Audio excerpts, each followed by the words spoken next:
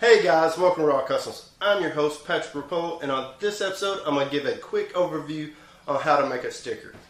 So a while back, I was scanning the internet over through Jeep mods, trying to find something cool, some ideas to do to my Jeep, and ran across an Eject sticker for the side handle on the driver's side. I thought that was a cool idea. It actually made me laugh. So I thought, I got to do this to my Jeep. You can actually purchase the stickers. They're actually pretty cheap, but me being Raw Customs, I want to make it just a little bit different so that no one else has the same one I do. So what I did is I started by going and taking a photo of the handle on the side of my driver's side seat.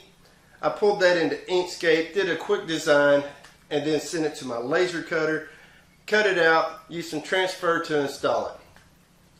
Now, like I said, this is just a quick overview, so if any of y'all have questions, please leave them in the description below. And I'll come back and revisit this in more depth if that's what you guys want, and give a more detailed video on everything I did here today. Now, one of the biggest questions I've been getting lately is what kind of laser do I have?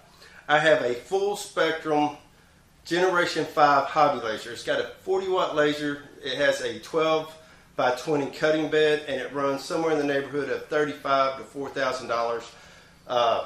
So if you're interested, I just recommend going over to the Full Spectrum website and checking out. They have a variety of lasers if that's something you're interested in. Alright, if you like this video, go ahead and hit that like button for me. If you want to see more, why not subscribe? But for now, let's get to the video.